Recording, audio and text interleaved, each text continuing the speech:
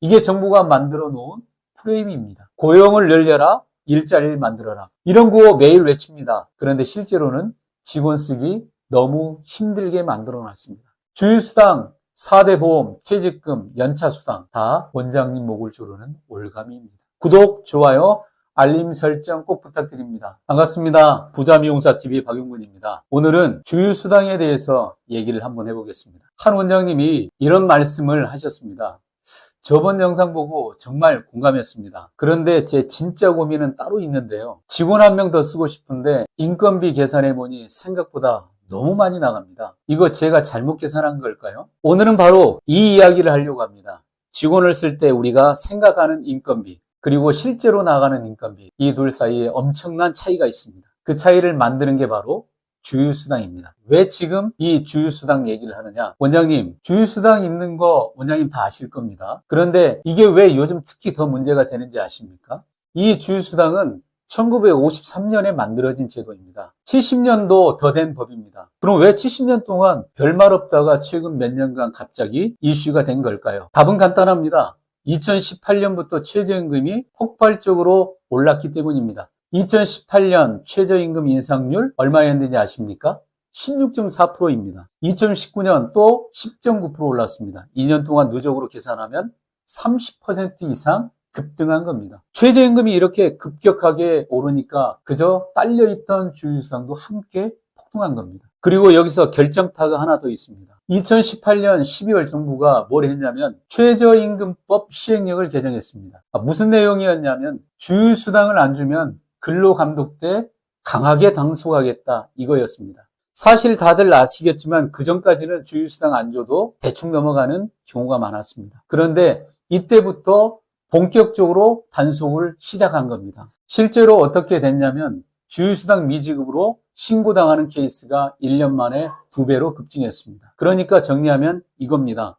최저임금 30% 폭등과 주휴수당 단속 강화로 인해서 소상공인 지옥이 시작된 겁니다. 이게 2018년부터 지금까지 우리가 겪고 있는 현실입니다. 그런데 이런 말씀하시는 분들 계실 겁니다. 그래도 법이 있으면 지켜야 하는 거 아닙니까? 근로자 권리를 보호하는 건 당연한 거 아닙니까?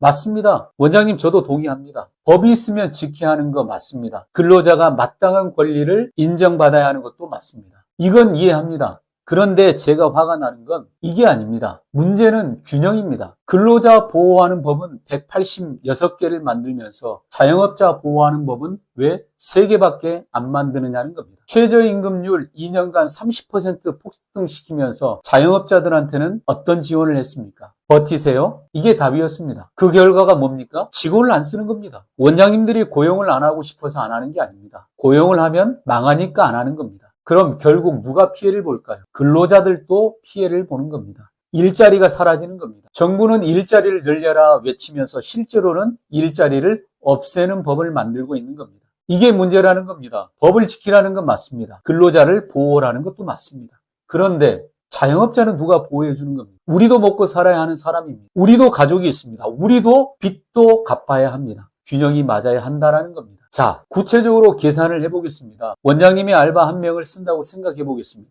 주 15시간 일하는 알바생입니다. 하루 5시간, 주 3일을 근무합니다. 2025년 최저 시급이 1030원이니까 한 달 급여를 계산해 보겠습니다. 일반적인 계산으론 주 15시간 곱하기 4주 60시간입니다. 60시간 곱하기 1030원이면 60만 1,800원입니다. 60만 원 정도면 괜찮네?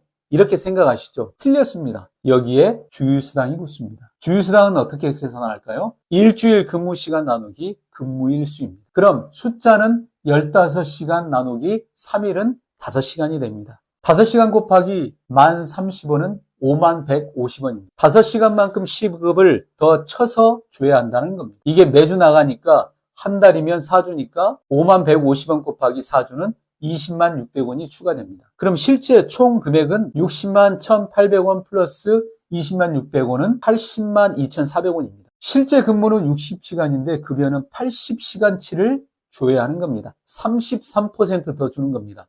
원장님들, 이거 직원 한 명일 때 이야기입니다. 작은 미용실도 보통 알바생 2-3명은 씁니다. 그럼 한 달에 40만 원에서 60만 원 더 나가는 겁니다. 1년이면 480에서 720만 원입니다.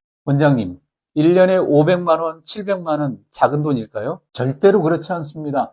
요즘 같은 불경기에는 굉장히 큰 돈입니다. 저번 영상에도 말씀드렸다시피 지난 20년간 만들어진 법이 몇 개인지 아십니까? 근로자 보호 법률 186개, 사업주 보호 법률 3개, 186대 3입니다. 이게 균형이 맞는 겁니까? 주휴수당도 마찬가지입니다. 1953년에 만든 법입니다. 그때는 어떤 시대입니까? 주 6일 근무가 기본이었습니다. 월화수목금토 다 일하고 일요일 하루만 쉬는 시대. 그때는 맞습니다. 일주일 내내 죽어라 일하고 일요일 하루 쉬니까 그날에 대한 보상해줘라. 이게 맞는 소리입니다. 그런데 지금은요. 주 5일 근무도 모자라서 주 4.5일 근무까지 이야기 나오는 시대입니다.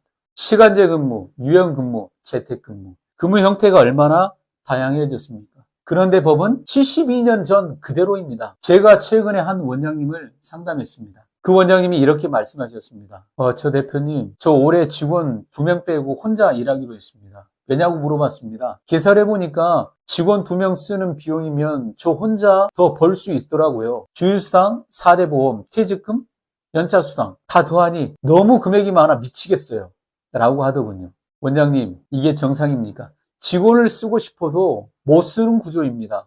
그리고 또 참혹한 통계가 있습니다. 주휴수당 미지급으로 신고당하는 케이스가 1년 만에 2배로 늘었습니다. 1년 만에 2배로 늘었습니다. 근로자들도 이거 압니다. 주휴수당 안 주면 신고하면 되는구나. 이거 알게 된 겁니다. 그럼 원장님은요? 매일 떨면서 일해야 됩니다. 혹시 내가 계산 실수한 거 아닌가? 신고당하면 어떡하지? 아니 이런 것이 정상적인 사업 환경입니까? 자, 여기까지 들어보시니까 어떤 생각이 듭니까? 화나지 않습니까? 그런데 화만 내고 있으면 뭐가 바뀝니까? 아무것도 안 바뀝니다. 제가 늘 얘기하는 내용인데 구조를 바꿔야 합니다. 직원들을 늘리는 게 아니라 시스템을 만들어야 합니다. 이게 핵심입니다.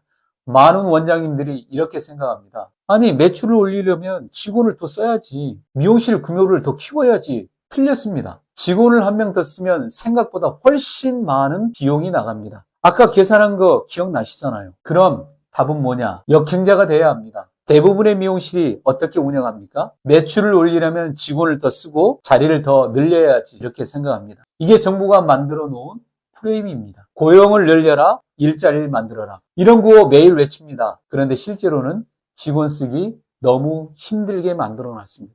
주휴수당, 4대 보험, 퇴직금, 연차수당 다 원장님 목을 조르는 올가미입니다. 자, 어떻게 해야 하겠습니까? 역행자가 되면 됩니다. 남들이 직원을 늘릴 때 원장님은 시스템을 만드십시오. 남들이 규모를 키울 때 원장님은 단가를 올리십시오. 남들이 가성비 외칠 때 원장님은 프리미엄을 외치세요. 이게 살아남는 방법입니다. 원장님, 주휴수당 때문에 고민하고 계십니까? 직원 한 명 더 쓸까 말까 고민하고 계십니까? 제가 한 가지 여쭤보겠습니다. 직원을 늘리는 게 답일까요? 아니면 시스템을 만드는 게 답일까요? 정부는 우리에게 뭐라고 합니까? 고용을 늘려라. 그런데 실제로는 고용을 늘리면 늘릴수록 우리만 힘들어집니다. 이게 우리의 잘못입니까? 아닙니다. 구조가 잘못된 겁니다. 구조를 거스리면 됩니다.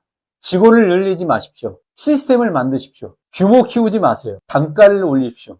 가성비를 외치지 마세요. 프리미엄을 외치세요. 수능자는 망합니다. 역행자는 살아남습니다. 작지만 강한 미용실, 효율적인 규모로 고수익을 만드는 방법 앞으로 계속 얘기해 보겠습니다. 댓글로 여쭤보겠습니다. 원장님은 지금 직원 몇 명과 함께 일하고 계십니까? 그리고 한 달 인건비는 얼마나 나갑니까? 솔직하게 이야기 나눠봅시다. 우리끼리라도 속 시원하게 털어놓고 함께 살아남는 방법을 찾아봅시다. 구독, 좋아요, 알림 설정 꼭 부탁드립니다. 감사합니다.